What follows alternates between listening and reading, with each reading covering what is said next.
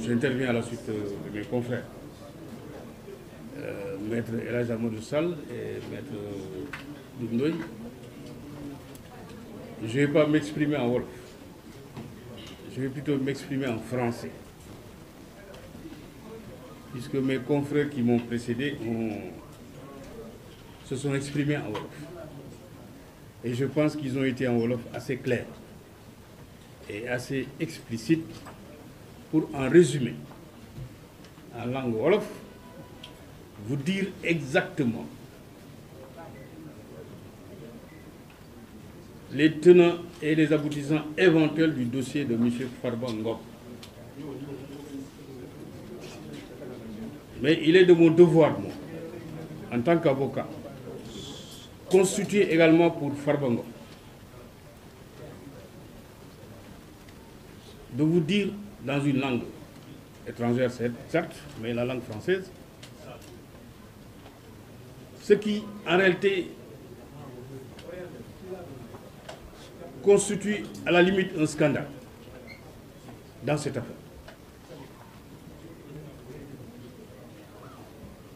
Puisque simplement,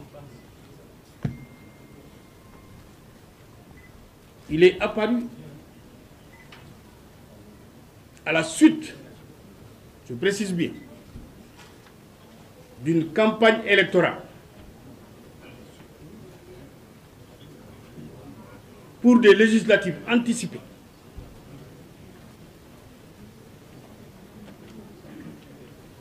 que,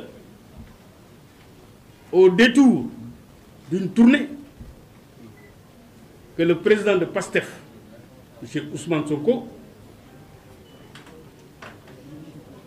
dit clairement, arrivé à Agnam, que c'est la dernière campagne électorale à laquelle assistera M. Mohamed Ngom Di Farba.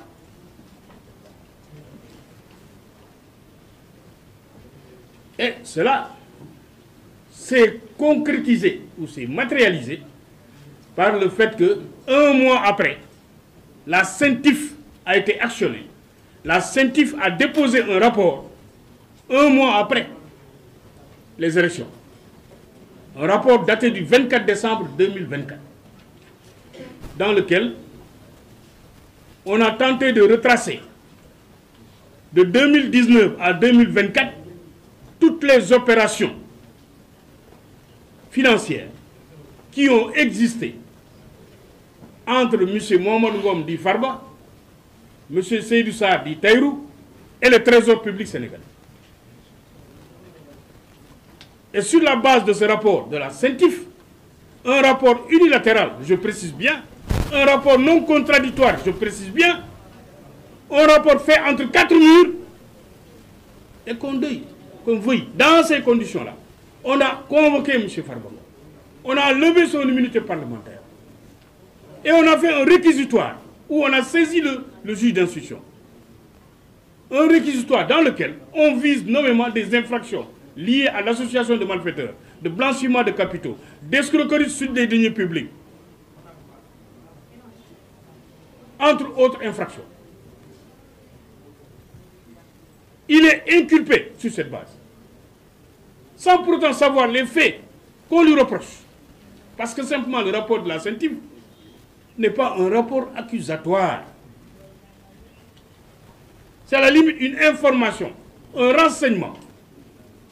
Mais on l'a pris, on en a fait un PV d'enquête préliminaire. Et sur cette base, on a inculpé et placé sous mandat de dépôt M. Farba Ngom. Et même le jour où on le plaçait sous mandat de dépôt pour escroquerie portant sur des deniers publics à hauteur de 31 milliards, M. Farba Ngom est venu avec ses avocats. Il a offert de consigner, de cautionner des titres. Mais le juge d'instruction les a rejetés. Sous prétexte que les cautions devaient être inscrites avant même d'être proposition. Donc ce qui était une aberration sur le plan juridique. Et ça a été rejeté. M. Farba Ngom a été inculpé le le 27 février, est placé sous mandat de dépôt. Le 27 février, est placé sous mandat de dépôt. Nous sommes revenus à la charge par une autre requête pour offrir à nouveau des titres en cautionnement. Le juge et le parquet financier les rejettent, mais en dessous, qu'est-ce qu'on fait? En dessous, on prend 10 titres fonciers au nom de Farba, on procède à la saisie de ces titres-là. C'est-à-dire Farba offre en cautionnement des titres fonciers, on nous dit non, non, non, vos titres-là ne sont pas valables. Mais en dessous, on prend une ordonnance. On prend une ordonnance pour autoriser l'inscription de mesures conservatoires sur les 10 titres. Alors qu'on a dit qu'on rejette les titres qui ne sont pas valables. Et pourtant, on s'empresse de prendre une ordonnance pour l'inscrire. Et c'est ce que nous avons dénoncé. Parce que seulement l'ordonnance qui avait été prise nous a été notifiée 3 semaines après. C'est-à-dire, on prend l'ordonnance en douce et de manière clandestine. On procède aux formalités d'inscription et on notifie après aux avocats. Nous avons évidemment relevé appel de cette décision qui sera évoquée demain devant la chambre d'accusation. Parce que nous estimons que les droits de Farba ont été manifestement violés. Et ça a été le cas. Et donc, dans ces conditions-là, qu'est-ce qu'on fait en plus? C'est-à-dire, on veut prendre toute une famille, jeter toute une famille en prison. C'est ça. Humilier une famille, humilier une communauté. Parce qu'il ne reste plus qu'à prendre la commune de Agnam, en faire une prison à ciel ouvert. C'est-à-dire, on prend, comme la grande muraille de Chine, on prend Agnam, on y construit un mur et on met une seule porte de sortie et d'entrée. Parce que seulement, si on doit poursuivre ou suivre le parquet financier dans son réquisitoire, il a dit que tous les proches de Farba doivent se retrouver en prison. Et vous avez vu actuellement, qui est en prison actuellement, en plus de Farba? Vous avez Demba Ngom, qui lui n'est même pas visé dans le rapport de la CENTIF. Il n'est même pas visé dans le réquisitoire. Qui était venu, qui est à l'extérieur, qui mène ses activités à l'extérieur, et qui est venu rendre visite à son frère. Mais on le prend, on le jette en prison, et comble d'ironie, on le jette avec son tailleur qui a des problèmes de fin du mois.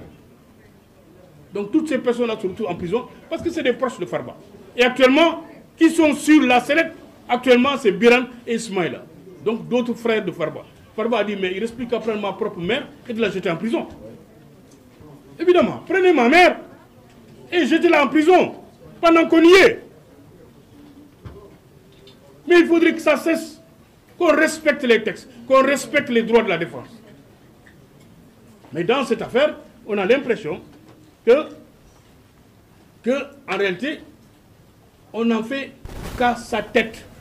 Parce que le plus grave, c'est qu'avant même qu'on procède à l'inculpation de Farba, on avait déjà saisi tous ses biens. On a bloqué tous ses comptes. Avant même qu'il soit entendu et inculpé. Donc on avait déjà pris des mesures. On avait déjà pris des ordonnances. Ce qui est illégal. Ce qui est une violation manifeste de la loi. C'est-à-dire on piétine la loi pour atteindre une personne.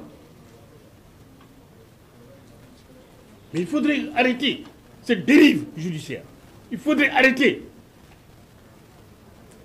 cette violation manifeste des textes de loi qui régissent les droits de la défense. Parce que vous ne pouvez pas prendre des mesures sur les biens d'une personne que vous n'avez même pas encore entendu ou inculpé. Mais c'est ce que fait le juge d'instruction dans le dossier de Farba. Et c'est grave, c'est un scandale.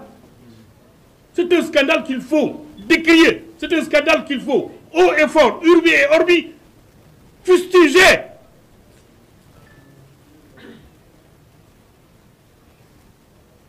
Parce que trop, c'est trop. Nous sommes ici, nous sommes des avocats.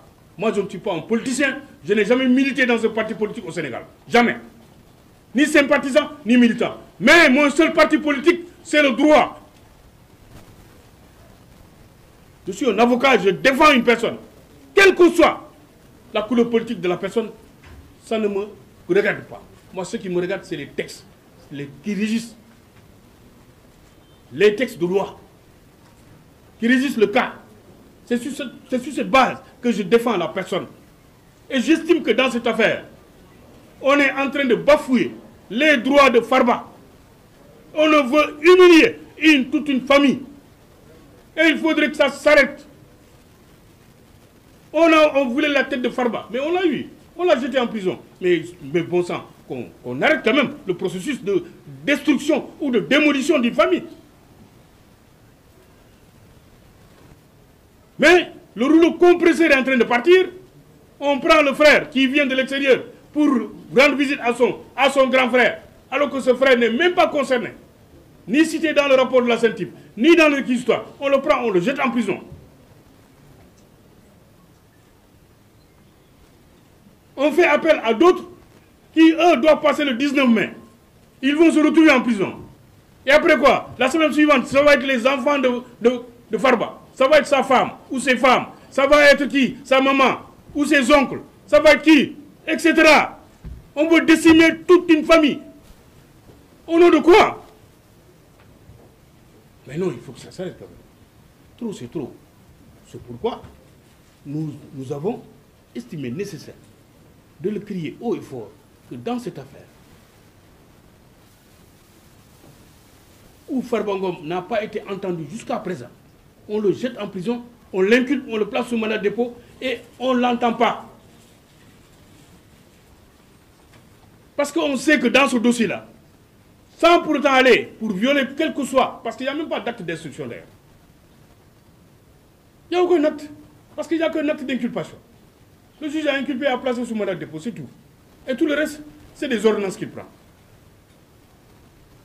Mais on n'a pas entendu Farba. Pourquoi on ne s'empresse pas d'entendre Farba au fond sur les faits qu'ils sont reprochés? Pourquoi on ne s'empresse pas d'entendre Tahirou Sarr sur les faits qu'on lui reproche? Mais rien du tout. C'est-à-dire on les prend, on les jette en prison et on leur dit bon, vous pouvez attendre. Mais nous estimons que le cas Farba pourrait demain se retrouver même à la cour commune de la CEDEAO. Parce que simplement, les droits de la défense sont manifestement violés à longueur de journée pour ce qui concerne le cas de Farba. Donc c'est pourquoi nous avons estimé nécessaire de tirer la sonnette d'alarme en ce qui le concerne. Donc c'est les quelques mots que je voulais placer. Et je laisse maintenant la parole à mon confrère Abdou Diallo. Très bon. Voilà.